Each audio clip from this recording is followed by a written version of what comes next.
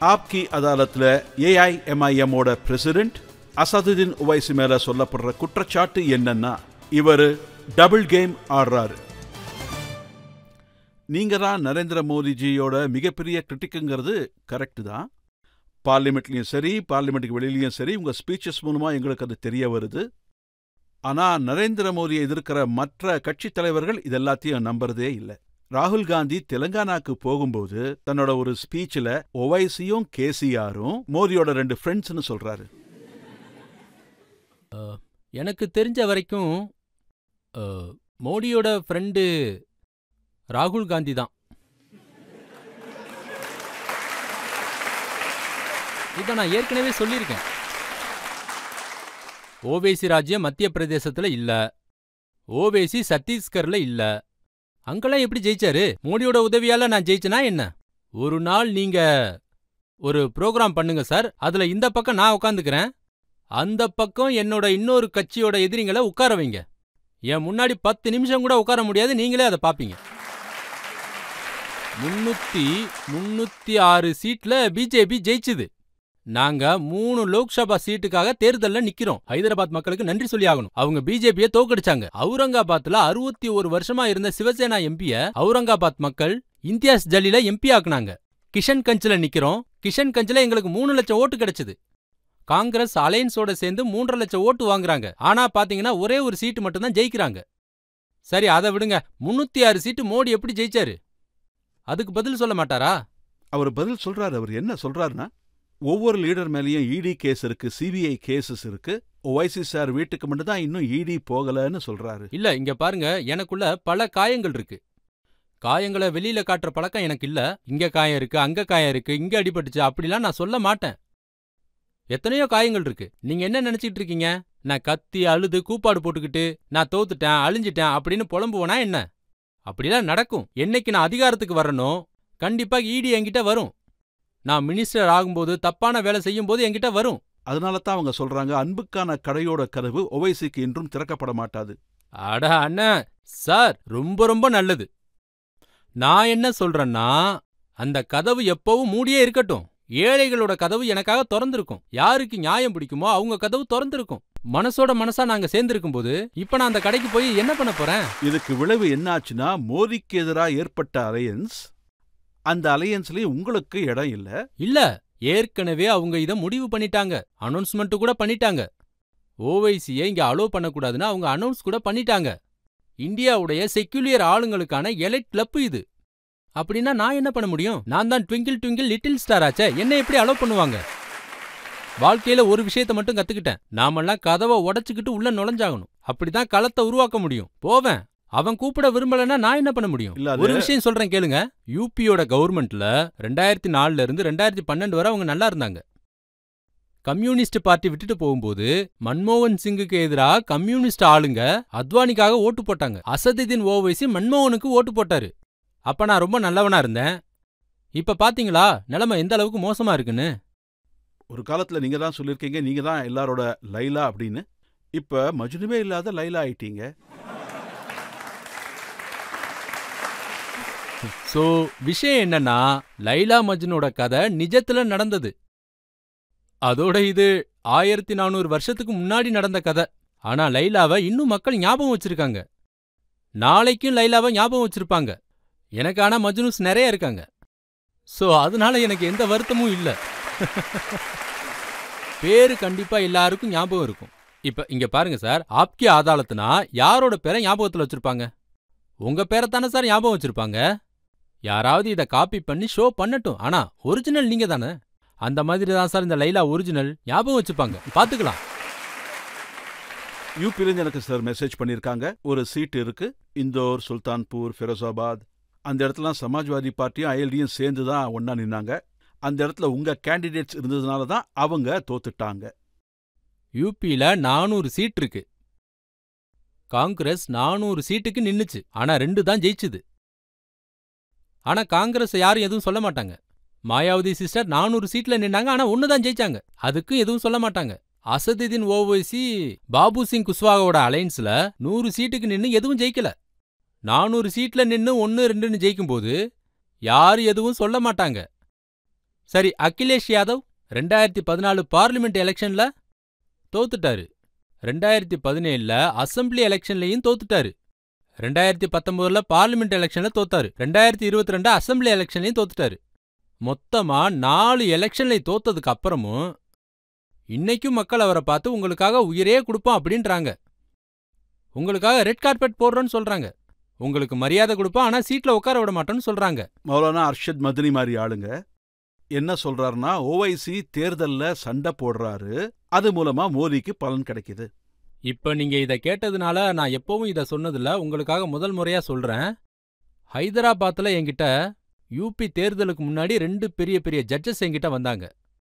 பப்ளிக்கா நான் என்னைக்கு இத சொன்னதில்ல, இன்னைக்கு சொல்றேன். சொல்லிதான் ஆகணும். 2 ஜட்ஜஸ் வந்து என்கிட்ட என்ன சொன்னாங்கன்னா, ஒரு பெரிய மௌலானாவுடைய மெசேஜ் கொண்டு வந்திருக்கோம். அவரு என்ன சொல்றாருன்னா, நீங்க எலெக்ஷன்ல இருந்து வாபஸ் வாங்கிக்கன்னு சொல்றாங்க. அப்ப நான் அவங்க கிட்ட என்ன சொன்னேன்னா, நடுக்கடல்ல நீச்சல் அடிச்சுக்கிட்டு இருக்கேன். இப்ப நான் கரைக்கெல்லாம் வர முடியாது. இப்ப நான் என்ன பண்றதுன்னு கேட்டேன். அப்ப அவங்க, நீங்க சமாஜ்வாதி பார்ட்டிக்கு சப்போர்ட் பண்றீங்களான்னு கேட்டாங்க. ஆமான்னு சொன்னேன். அலையன்ஸ் வச்சுக்கலான்னு சொன்னேன். எத்தனை சீட் வேணும்னு கேட்டாங்க. 10 சீட் வேணும்னு சொன்னேன். அந்த 10 சீட்லயும் சமாஜ்வாதி பார்ட்டியோட எம்எல்ஏஸ் இருக்கக்கூடாதுன்னு சொன்னேன். நான் அப்படி சொன்னதும் அந்த 2 ஜட்ஜஸ் ரொம்ப சந்தோஷமாயிட்டாங்க. அடடா, அல்லாஹ் அவங்கள நல்லா பாத்துப்பாரு, பிஸ்மில்லான்னு சொன்னாங்க. அல்லாஹ் நம்மள ஜெயிக்க வைப்பாரு, துவா பண்ணுங்கன்னு சொல்லிட்டு போனாங்க. கிளம்புனாங்க. அங்க போய் எங்க பாஸ் ரொம்ப சந்தோஷப்பட்டாரு. அதோட முயற்சி பண்றேன்னு சொன்னாரு. சரி, முயற்சி பண்ணுங்கன்னு சொன்னேன். அந்த முயற்சி இன்னமும் போய்கிட்டு இருக்கு. ஆனா நான் தயாரா தான் இருந்தேன். பீகார் எலெக்ஷன்ல நான் ஆர்ஜேடியோட 2 ராஜ்யசபா எம்பிஸ பழைய பார்லிமெண்ட் பில்டிங் சென்டர்ல போய் சந்திச்சிட்டு வந்தேன். சார், நாங்க லோக்சபாவுல நின்னோம், 3.5 லட்சம் ஓட்டு கிடைச்சது, சீமாஞ்சல்ல எங்களுக்கு 5 சீட்டு கிடைச்சதுன்னு சொன்னேன். ஒருத்தர் ரொம்ப படிச்சவர், அவர் பாட்டு சிரிச்சுக்கிட்டே இருந்தாரு. டீ குடிங்க, காஃபி குடிங்கன்னு சொன்னாரு. இன்னொருத்தர் ஹைதராபாத்ல இருந்து இங்க வந்து சண்டை போட என்ன அவசியம்னு கேட்டாரு. இதுவும் இந்தியா தானே? எனக்கு என் மேல நம்பிக்கை இருக்கு. அது மட்டும் இல்ல, நான் பாட்னாவுக்கு போய் எல்லாரையும் சந்திச்சேன். ஆனா அவங்களும் தயாரா இல்ல. சோ இதுல என்னோட தப்பு என்ன இருக்கு? ஒருவேளை ஓவைசி போலரைஸ் ஆகுறான்னா மோடிஜி 306 சீட்டு ஜெயிச்சது என்னாலயா? இதெல்லாம் சொல்லணும்ல. அவரு 370 ஜெயிப்பேன்னு சொல்லிக்கிட்டு இருக்காரு. யார் மேல தப்பு இருந்தாலும் என் மேல பழி போடுறாங்க. எல்லா விஷயத்தையும் என் மேலேயே போட்டீங்கன்னா, நீங்க எந்த தப்பையும் ஒத்துக்கலைன்னா என்னால என்ன பண்ண முடியும் சொல்லுங்க? என்னையவே தப்பு சொல்றீங்க, அது எப்படி சொல்ல முடியும்? 300 சீட்டை அடிச்சிட்டீங்க, சிஏஏ ரூல் வந்துச்சு, ட்ரிபிள் தலாக் என்னென்னமோ வந்துச்சு. யூசிசி கூட ஓவைசி பிரச்சனை தானா? உங்களோட 60 வருஷ அரசியல் வேஸ்ட்னு ப்ரூவ் ஆயிருச்சு. அதுதான் உண்மை. நீங்க சொல்லிட்டு இருந்த கம்போசிட், கல்ச்சர், செக்குலரிசம்லாம் எங்க போச்சுன்னு சொல்லுங்க நீங்க. இந்தியாவோட பார்லிமெண்ட்ல முஸ்லிம்ஸ் எப்பவும் ஈக்குவலா இருந்ததே இல்ல. எப்ப இருந்தாங்க? யூபியோட கவர்மெண்ட் இருக்கும்போது மைனாரிட்டிஸ் பட்ஜெட் 0, டோட்டல் பட்ஜெட் 0.01ன்னு இருந்துச்சு. இப்ப மோடிஜி அத 0.001 ஆக்கிட்டாரு. நீங்களே சொல்லுங்க, இதுக்கு யார் பொறுப்பு? காங்கிரஸ்காரங்க என்ன சொல்றாங்கன்னா, கர்நாடகால இருந்த முஸ்லிம்ஸ் எல்லாம் எங்களுக்கு ஓட்டு போட்டாங்க, அதனாலதான் நாங்க ஜெயிச்சோம், அசெம்பிளிக்கு வந்தோம், ஆட்சிக்கு வந்தோம், பிஜேபியை தோக்கடிச்சிட்டோம்னு சொல்றாங்க. ரொம்ப நல்ல விஷயம். பார்லிமெண்ட்லயும் 26 ஜெயிச்சிருங்க. பார்லிமெண்ட் எலெக்ஷன் வருது, 28ல 26 ஜெயிச்சு காட்டுங்க. அப்புறம் வந்து சொல்லுங்க, அதுல எத்தனை எம்பி சீட் முஸ்லிம்களுக்கு கொடுப்பீங்க சொல்லுங்க. முஸ்லிம் கம்யூனிட்டிக்கும் கிரெடிட் கொடுக்குறீங்கல்ல, அவங்கள எம்பி டிக்கெட் கொடுக்க சொல்லுங்க. கொடுக்க மாட்டாங்க. பெரிய பெரிய அதிகாரங்கள்ல உட்கார வைங்க. முடியாது உங்களால. ஓட் வாங்கிக்க தெரியும். இந்தியாவோட அரசியல்ல ஒரு அன்ரிட்டன் ரூல் இருக்கு.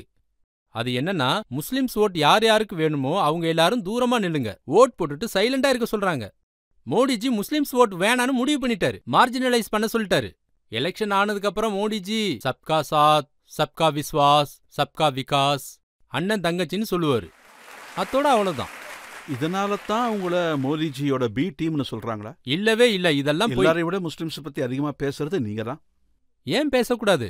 இப்போ சமாஜ்வாதி இல்ல பிஜேபியோட ராஜ்யசபா கேண்டிடேட் அப்பர் காஸ்ட் இந்துவா இருக்கும்போது எங்க அண்ணன் வந்துட்டாருன்னு எல்லா அப்பர் காஸ்டும் அவருக்கு தான் ஓட்டு போடுறாங்க. நான் என்ன தப்பு பண்றேன்? அக்காலிதள் தேர்தல்ல நிக்கிறாங்க, பகவத் மானும் நிக்கிறாங்க, சீக்ஸ்லாம் அவங்களுக்கு தான் ஓட் பண்றாங்க. வேற ஓட்ஸும் கிடைக்குது. மராட்டாவுக்கு ஓட் பண்றாங்க. பார்ட்டிஸ் எல்லாத்தையும் பார்த்துட்டு தானே டிக்கெட் கொடுக்குது. குறிப்பிட்ட இந்த கான்ஸ்டன்சில எந்த கம்யூனிட்டிக்காரங்க அதிகமா இருக்காங்க அவங்களுக்கு கொடுங்க. அப்படித்தானே கொடுக்குறீங்க. இப்ப ஜெயந்த் சௌத்ரியா இங்க வந்தாரு, ஏன்னா அவரு ஜாட். வெஸ்டர்ன் ஈபில இருக்கிறவங்கள பிஜேபி காரங்க அவங்கள ஸ்பீட் பண்ண பாக்குறாங்க, அதனால அவரை கூட்டிட்டு வந்துட்டாங்க. நீங்க ரித்தேஷ் பாண்டேவை எதுக்கு கூட்டிட்டு வந்தீங்க? ஏன்னா அவர் அப்பர் கேஸ்ட். இப்படி பல உதாரணங்களை நான் கொடுக்க முடியும். முஸ்லிம் சப்போர்ட் இருக்கிறவங்க ஒருத்தர் கூட உங்ககிட்ட வரமாட்டாங்கிறாங்களே ஏன்? இல்ல. எனக்கு யாரும் வர வேண்டிய அவசியம் இல்ல. நான் என்ன சொல்றேன்னா, முஸ்லிம்ஸ் நடந்த 17, 18 லோக்சபா எலெக்ஷன்ல ஓட் போடுறவங்க தான் இருக்காங்க, ஓட் வாங்குறவங்க யாரும் இல்ல. என்னைக்கு ஓட் வாங்குறவங்களா மாறுறோமோ அன்னைக்கு தான் இந்திய அரசியல் பலமாகும். இப்ப மக்கள் கேள்வியை கேட்கலாம். இந்திய அரசியல்ல 2 பெரிய பார்ட்டிங்க இருக்காங்க, பிஜேபி, காங்கிரஸ். உங்களை பொறுத்த வரைக்கும் உங்களோட பெரிய காம்படிஷன் யாரு? பிஜேபியா? 2 பேரும் ஒண்ணுதான். ஒரு காயினோட 2 பக்கம் தான். எந்த வித்தியாசமும் இல்ல. ஆனா ராகுல் காந்தி இப்போ ஒரு யாத்திரை பண்ணிட்டு இருக்காரு, பாரத் ஜோடோ யாத்ரான்னு. சார், அவங்களுடைய ஸ்போக் பர்சனா நான் எப்பவும் ஆக முடியாது. அவரை பத்தி அவருக்கு தான் தெரியும், அவர் தான் சொல்லணும். மாஷா அல்லாஹ், அவர் நிறைய படிச்சிருக்காரு, ரொம்ப திறமசாலி, பெரிய குடும்பத்துல இருந்து வந்தவரு. அதோட அவங்க குடும்பத்துல இருந்து ஒன்னும் இல்ல, எத்தனை 3 பிரதமர் உருவாயிருக்காங்க. அவரும் ஆகணும்னு நினைக்கிறாரா என்னன்னு தெரியல. உங்களை பொறுத்த அளவுக்கு அவர் பிரைம் மினிஸ்டர் ஆக முடியும்னு நினைக்கிறீங்களா? சார், நான் என்ன பத்தி மட்டும்தான் சொல்ல முடியும். எனக்கு பிரதமர் ஆகலாம் விருப்பம் இல்ல, மந்திரி ஆகிறதுக்கும் விருப்பம் இல்ல. என் வாழ்க்கையோட நோக்கங்கள் வேற, என் வாழ்க்கையோட கனவுகள் வேற, வழி வேற. யாரு பிரைம் மினிஸ்டர் ஆகணுமோ மோடிஜியோட ஐடியாலஜியை எதிர்த்து நில்லுங்க. ஐடியாலஜியை வச்சு எதிர்த்து நிக்கவே மாட்டேங்கிறீங்க. உங்க மதத்தை பத்தி நீங்களும் பேசுறீங்க. நீங்க இப்ப ஒரே பிச்சில் இருந்தா எப்படி போட்டி போடுவீங்க? மோடிஜி எந்த பிச்சில் உங்களை ஆட வைக்கணும்னு நினைக்கிறாரோ அதே பிச்சில் தான் நீங்களும் ஆடுறீங்க. எத்தனை தேர்தலை நீங்க பாக்குறீங்க, என்ன ஆகுதுன்னு பாக்குறீங்க. இத பத்தி உங்க பார்ட்டில இருக்கிற திறமையான ஆளுங்க தான் சொல்லி புரிய அதனால வைக்கணும். அமித்ஷா என்ன சொல்றாருன்னா, காங்கிரஸ் கிட்ட ஒரு ஸ்பேஸ் கிராஃப்ட் இருக்கு, அதை திரும்ப திரும்ப லான்ச் பண்றாங்க, ஆனா அது டேக் ஆஃப் ஆக மாட்டேங்குது. நான் அமித்ஷாவை பத்தி எதுவும் சொல்ல முடியாது. ஏன்னா நீங்க என்ன மாட்டி விட பாக்குறீங்க. ஒரு பக்கம் ராகுல் காந்தி, ஒரு பக்கம் அமித்ஷா. என் நிலைமை 2 லாரிக்கு நடுவுல இருக்கு.